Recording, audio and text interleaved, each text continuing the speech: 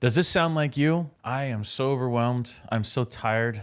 I get home from work and I'm just exhausted. And now I got to go take care of dinner, dishes, laundry, the kids, the spouse, the dog. And then I just collapse and go to bed. And on weekends, I'm just trying to recover, to catch up on some rest and house chores like lawns and all of the things, right? And grocery shopping. And there's just never any time to really make an investment in yourself or work on improving the situation you're in. You're just kind of like treading water, right? Does that sound like you? It certainly sounds like me at different times in my career. I have felt that way, where you're just treading water and your head's just above water and you don't like, I can't see how I can grow out of this situation. If that's like you, I want to talk to you in this video about why you don't feel like you have time to invest in yourself. Welcome into the channel. My name is Tom, and I'm the founder of Vertical Motion, where we help good people become great leaders. Learn more about that in the link down below. What we're talking about today is this thing that I hear from so many people, which is, I love the idea of improving my career and changing my life and having more time with my family. I just don't have time right now to invest in those things that I need to do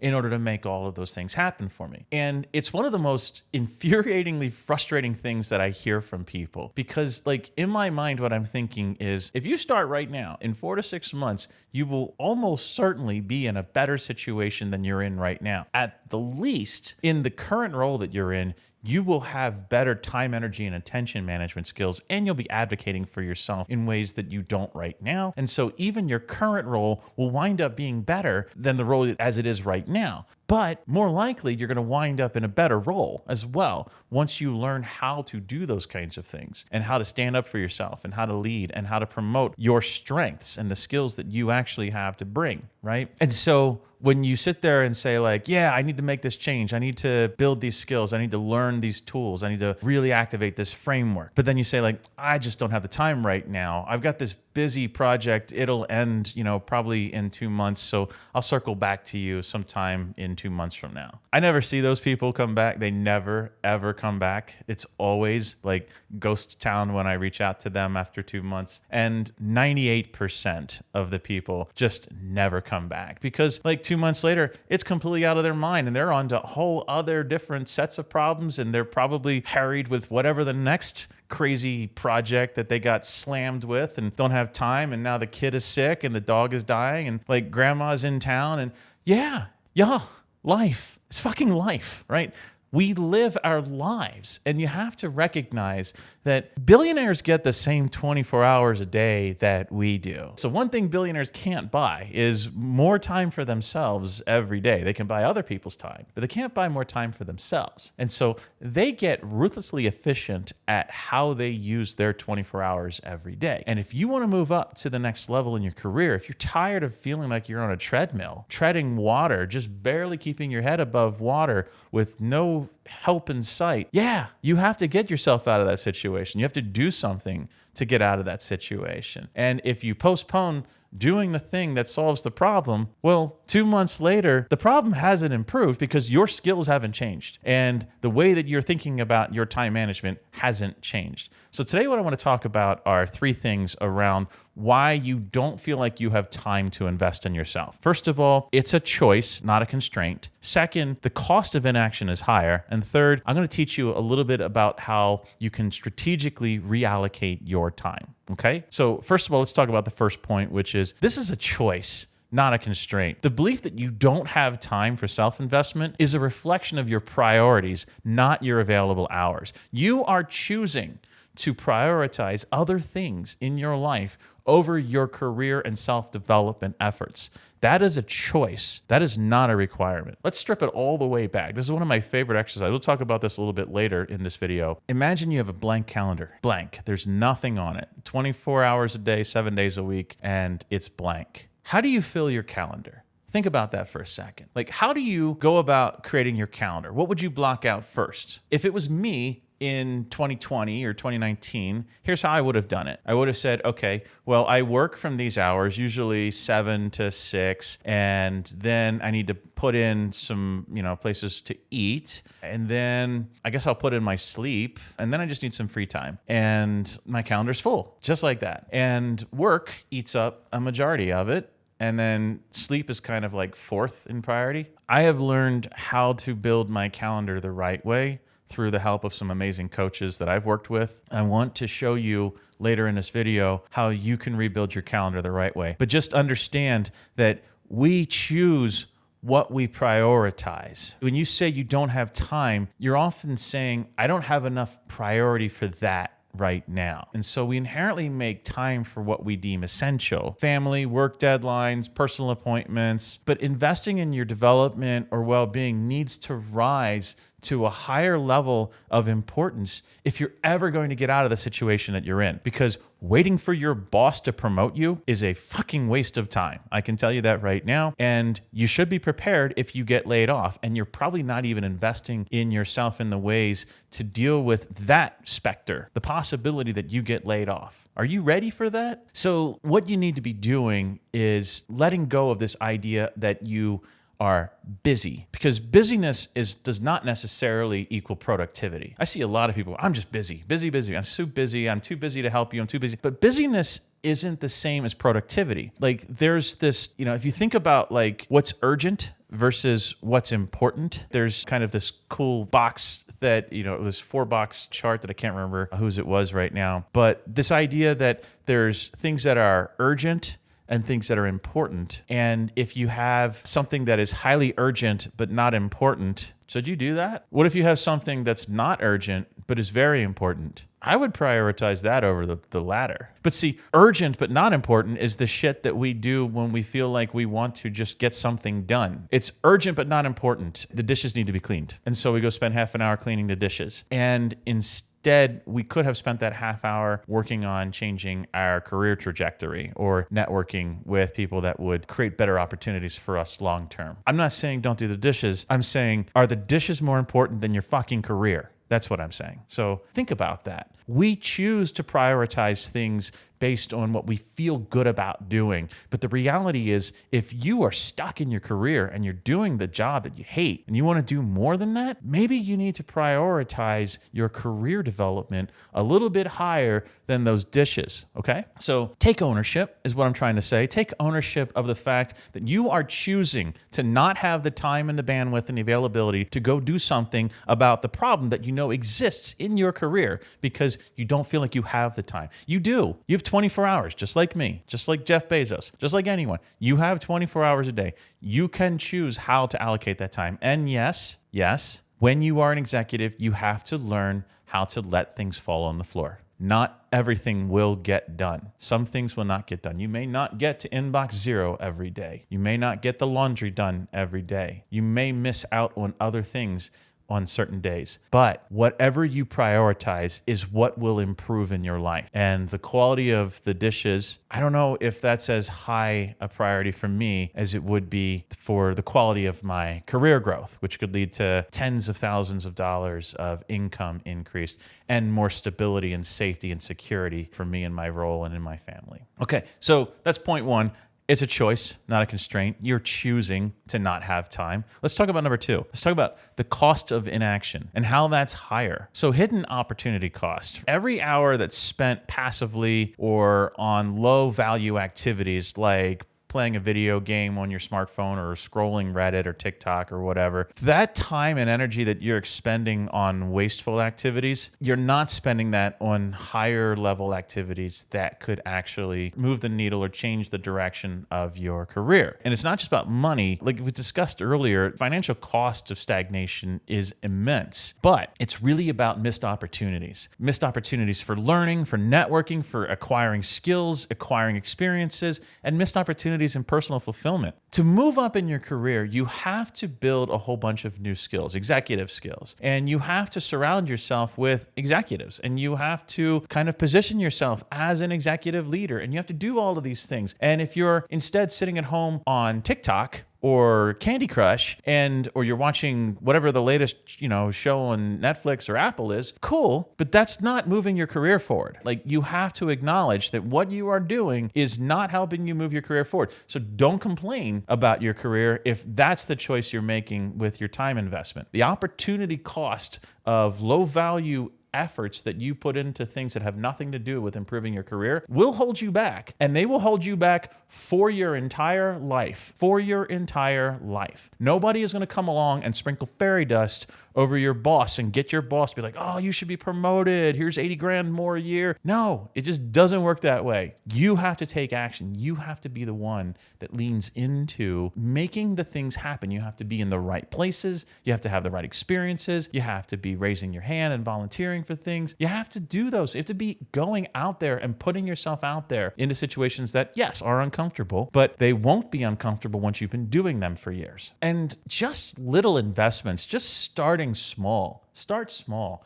Start writing a couple things on LinkedIn. Update your LinkedIn, update your resume, update everything. Lean into asking questions at work, like how can I be promoted? What is the path for promotion for me? What do you need to see from me in order for me to move up? Just start small with little asks like that and see where it gets you. It's kind of a snowball flywheel that we create here. If you push this flywheel a little bit, it'll spin a little bit. But if you keep pushing it a little bit every day, it'll get going pretty fast. And next thing you know, you've got all this momentum in a brand online or in real life or both. And that brand carries you through your opportunities. We'll talk in other videos about that. But y'all, this is how you future-proof your career. The world is rapidly evolving. AI is eating the world right now. In 5 years, it'll be something else that's eating the world. Who knows? But you have to figure out how to let go of these low-value activities that you prioritize over career and self-development. And those low-value activities are what's stopping you from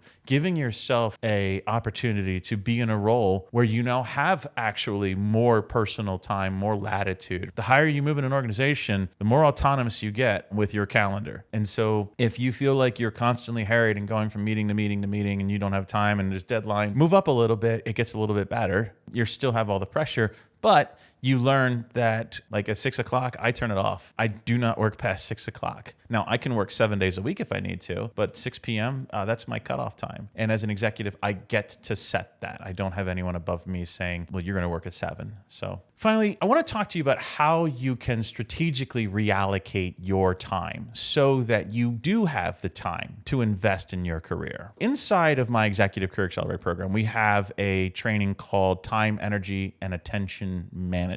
Time, energy, attention management. Because it's not just time that you don't have. It's energy. Like you can set aside time at 11:45 p.m. for career development, but are you going to have the energy or the attention to work on that at that hour? Doesn't seem realistic. That's not a good way. Like you can set that time aside, but setting time aside and you don't have the energy. Like nothing is worse than coming home from work and having an hour to play with your kids and just being too exhausted to do it. And you just sit there and scroll your phone while your kids crawl around. That's terrible, right? Like that's time management, but that's not good energy management. So the first thing that we do in that time, energy, and attention management training is to audit your time. Take 15-minute intervals and just basically take a blank calendar and fill out 24 hours a day, 7 days a week, what you do. And it's interesting. Like, so one of the ways that our clients will do this is they will set a timer on their phone to go off every 15 minutes. Whatever they're doing, when that timer goes off, they write it down. And then they come back later and they build out a calendar that shows just how much TikTok they were on that day, just how much time they spent just staring at a wall. It's actually like we think we're way more productive than we actually are. And these audits are powerful at uncovering, losses of time and energy, and also like mismatches in energy. There is a circadian rhythm in humans. And for me, I like to do deep work, like writing scripts, creating content, building courses, all of that really stuff that I love. It's very nourishing and energizing for me. Writing the book, all of those kinds of things I like to do in the morning. So from like 8 until noon, I'm basically locked in this kind of creative state where I'm just kind of making things. Well, from noon to 6, I get tired of doing creative stuff. Now I'm into transactionals. And so for 6 hours, I will jump on Zoom calls. I'll be in the community. I'll be talking to people, talking to guest speakers, talking to podcasters. I'm kind of putting myself out there during those 6 hours because I'm too tired to be super deep creative anymore because I just did that for 4 hours. But now I just crave that, interaction with people. And that's my cadence. And so it's different for everybody. You have to find yours and you have to figure that out. This is one of the things that we help people with in this program. But at the end of the day, when when you audit your time and you know what you're spending your time on, then what you can do is go back and do what I love to do, which is time blocking. And so time blocking is basically, just as you schedule important meetings that can't be missed, you need to start scheduling with a blank calendar and block out things in an order of priority. And the order of priority that I use is I start with sleep. It is non-negotiable that I need to get 8.5 hours of sleep every night. 8.5 hours is the amount of sleep that I need to be fully refreshed every day. Everyone's a little bit different. Don't tell me you're one of those people who only needs 4 hours of sleep. Less than 0.001% of humans do. Those who do manage to do it, most of the time, they are creating long-term irreparable damage in their brains. So don't tell me you only need 4 hours of sleep. You're probably full of shit. What you do need is somewhere between 7 and 9. And that's the average human sleep schedule. And it's the average human sleep schedule for a reason. So schedule 7 to 9 hours of sleep, preferably 8 or 9. But schedule your sleep midnight to 8, 9 p.m. to 5 a.m., whatever, right? But start with that and then build your entire day after that. After sleep, it should be self-care, like, bathroom time and all that stuff. It should be eating and, nutrition at some point. There should be exercise scheduled in, and then family time after all of those things. Notice I ain't said work yet. Start with sleep, personal care, exercise, nutrition, time with family. Right? Those are the first 4 or 5 things that you should be focusing on. Then you put in personal development time,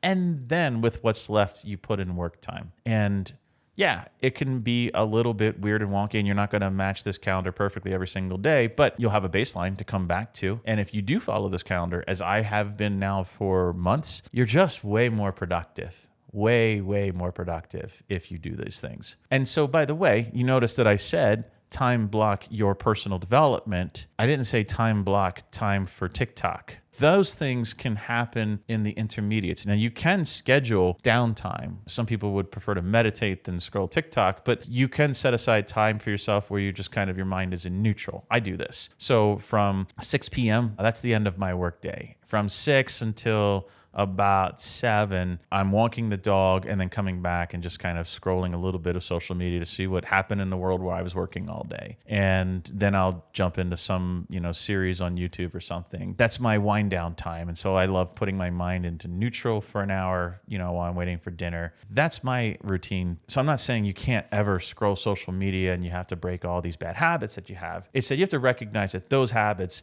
are causing more damage to your ability to invest in yourself than you realize. And when you don't invest in yourself, you don't get the rewards and you don't get the growth that you actually want. It's like thinking about going to the gym and wondering maybe I should go in there and see what's going on because, I can't figure out why I'm not losing weight with my gym membership.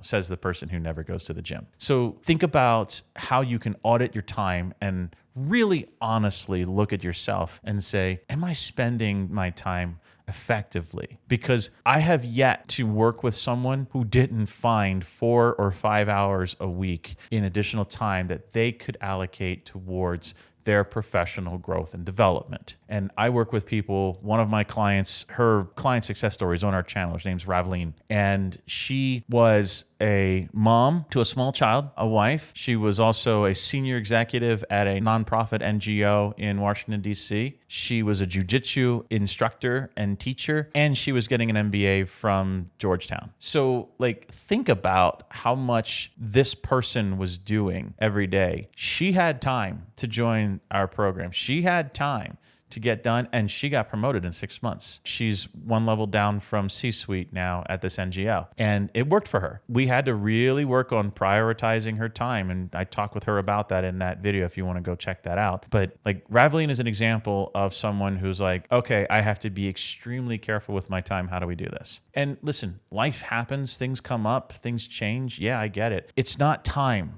that you don't have. It's capacity for stress or capacity for change. That's what you don't have. And that's why I wanted to make this video. And when you say you don't have time to invest in yourself, you do. You're making a choice not to invest in yourself. I hope this is helpful. This is kind of a wake-up call that I've been wanting to say to a few people that tell me yeah, this is great. I just, I don't have time to work on this right now. Can I get back to you in 2 months on this? No, you won't. And I'm not going to wait for you because you right now are making a choice not to invest in yourself. And that's fine. I don't care whether you invest in us or you go work with someone else or you just start reading some books. But if you really want to move forward in your life and career, you better do something about it. Don't just sit there and complain about it. That's my point with this. So again, I hope this is helpful. Maybe a little bit of a rant towards the end. Apologies for that. I get a little spicy sometimes. But again, I hope this was helpful to you, and I will see you in the next one.